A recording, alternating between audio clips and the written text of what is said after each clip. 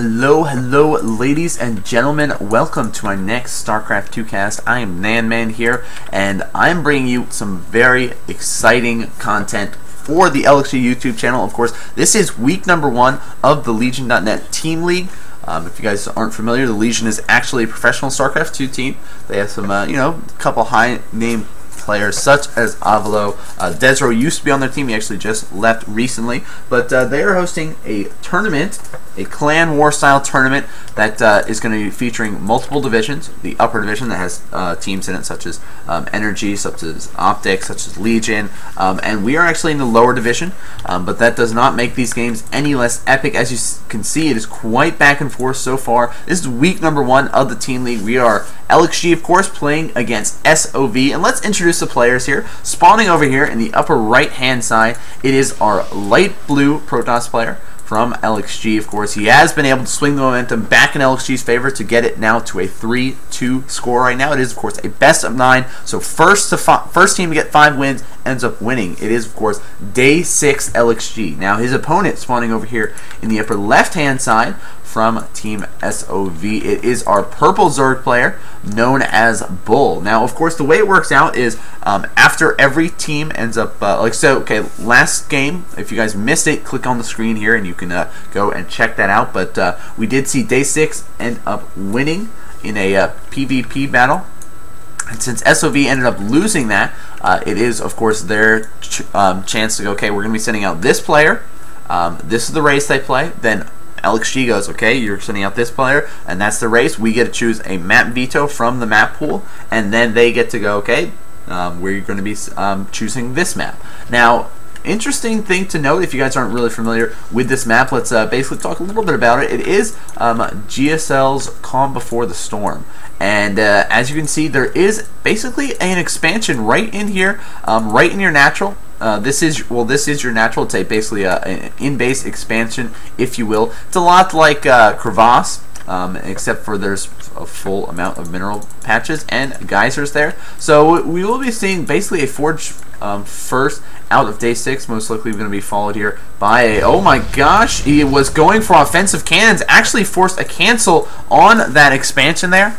And oh, big deal. So that, I guess, I was trying to tell you a little bit more about the map. So basically, it's extremely easy to secure that base, but by doing that, he was going, you know what, you're not going to be able to get that expansion for free. Now you're going to have to take this third base out here, which is just like a normal natural, so it's not that hard to secure as well. But it's basically delayed him from getting his economy up. He went for that hatch first, followed by pool. Luckily, he went for an early pool, and is already starting to mine gas so he can get that metabolic boost started up very soon. But very nice play from Day6. It looks like he was like, okay, you know what?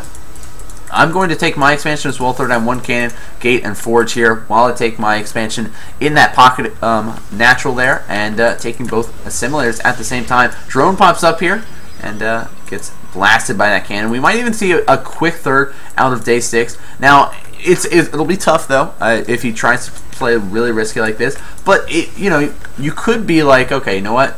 This is my natural, quote unquote. I can throw down forge and start to wall off over here, but as you can see, it's pretty wide open, so it's more safe to take this expansion here, and that'll help get both players to be able to get a very strong economy early on. Pro does sneak back in here, sees that expansion has gone down.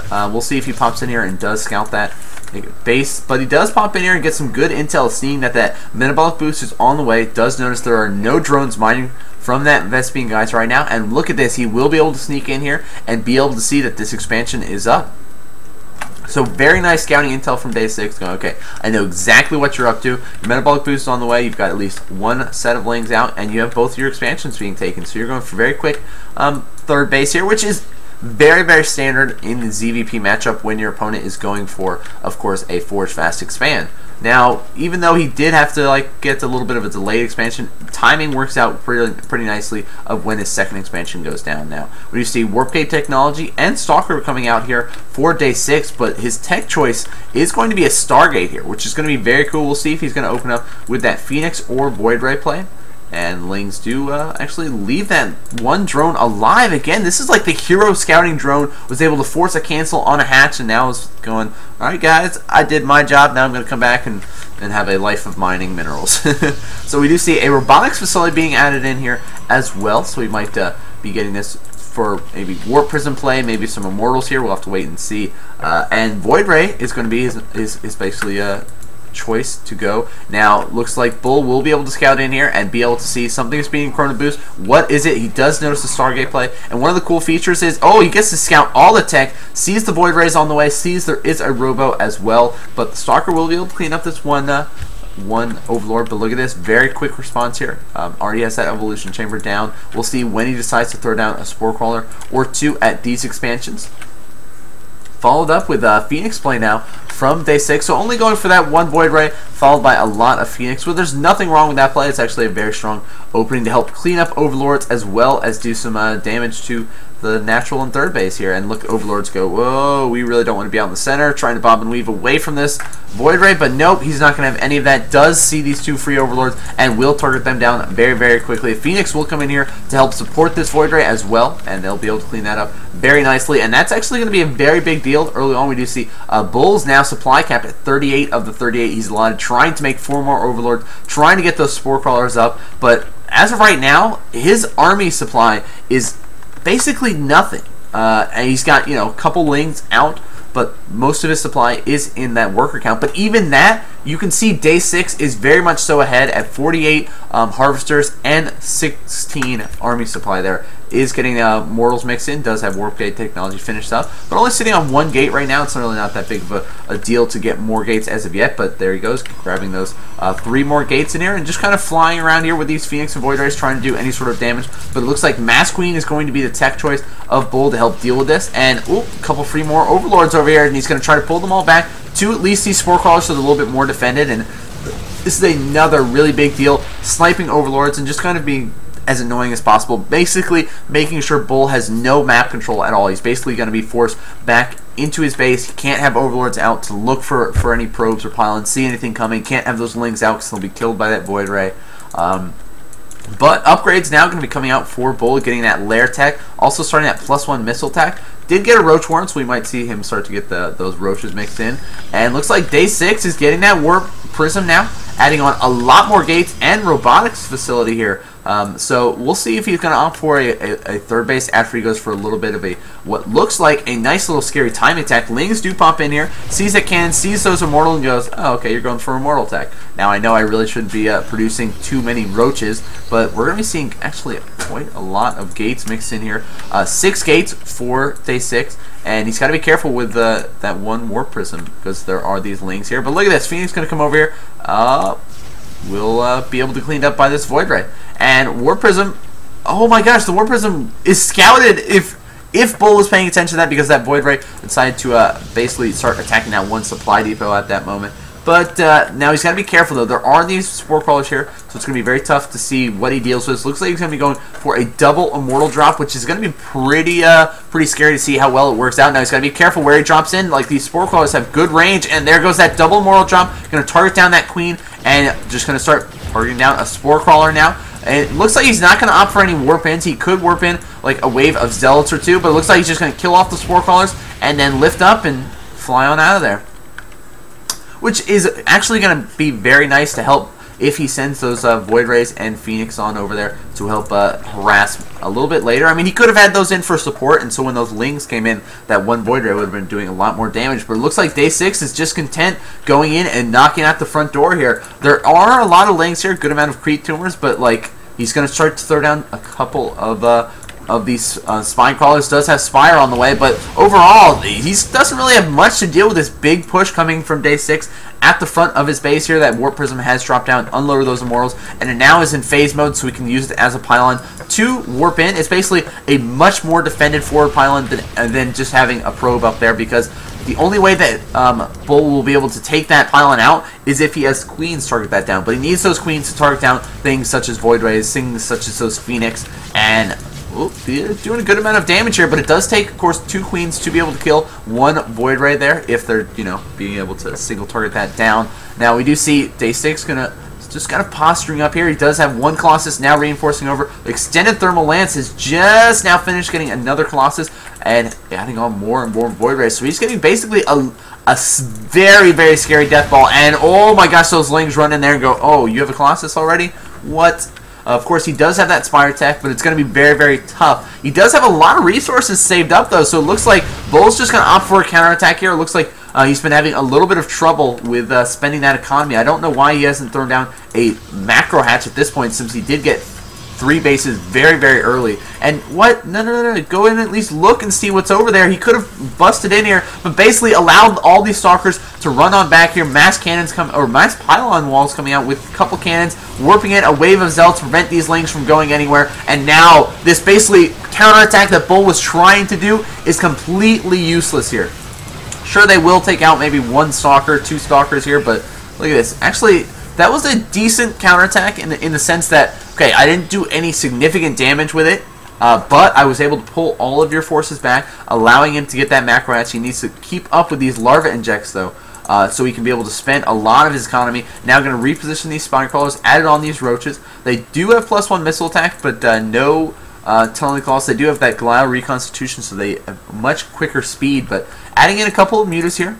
Now, the problem is, it's going to be tough. He could go for this 3rd base and do some harassment, but this Death Ball is looking scarier and scarier. We see Day6 up to 166 supply compared to the 120 of his opponent. There's Immortals mixed in to help deal with those Roaches. There's Void Rays here to help deal with basically the Roaches as well. Colossus will help deal with the Lings, and Stalkers just have good DPS overall. Zealots and Sentries mixed in, so he has energy to drop down some Force Field, and it looks like he's going to go into phasing mode, warp in some more Sentries for Guardian Shield and Force Fields, and Colossus is going to take out 1 Queen very quickly. There are some Mutas in here, but it's not going to be a very good engagement with those Mutas. He's going to have to be able to try and target down these Colossus, but at the same time, there's so much anti-air for Day6 that it's going to be very, very difficult. It looks like he's going to swing around, trying to find a good angle, running in forward with these Roaches and Lings, but Lings suck in the back. Roaches actually caught in a very rough position between these Spine Crawlers, not the best position. Will start to move forward, but Immortal's doing so much DPS, going to clean up all of those Roaches. Those couple of Mutalisks were able to do a decent amount of damage to the Colossus, but were taken out by those Stalkers and Phoenix, and it looks like Day6 is going to barrel his way into this 3rd base here, take out Overlords, take out Spire Tech, does have that Warp Prism here, warping in more Stalkers in the process. Day6 up to 171 supply, and Bull, GG's out. We do see that Death Ball of the Protoss was just too much for our Zerg player to deal with, and LXG does now move up 4-2 here. So things are getting very, very intense in this basically week number 1 in the team league.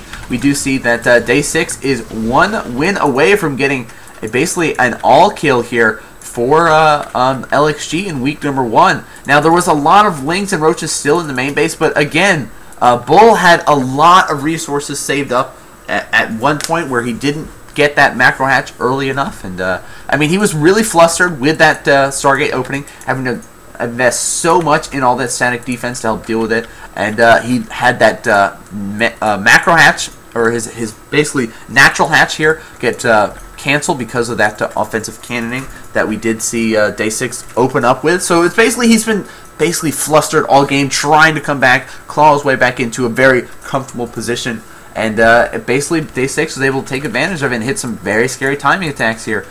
So thank you guys for tuning in for game number, what game is this here? Game 5, 4, 6? Game 6? 5, 4, 6, you know, one of these games. So we are going to be going into our next match coming up very shortly. You can click anywhere here on the screen to be able to go into that match. Of course, be sure to hit that subscribe button here on the Team LXG's YouTube channel, because each week there will be more casts up from the Team League, as well as a lot more content coming in the near future. So be sure to hit that subscribe button so you can know when that content does come online. Also, if you guys enjoyed my casting, be sure to check out my YouTube channel where I do professional casting over there. It's youtube.com/nanman, and I do put up multiple casts each week of lots of different pro players. If there's a pro player in particular that you are interested in seeing a cast of, you know, head on over to my channel there and leave a comment going, you know what, I'd love to see White Raw play or something like that. But of course, thank you guys for tuning in for game number 6. Be sure to check out our next match, possibly the last match if Day 6 can get the all kill here. So thank you guys for tuning in for this, and I will see you guys next game.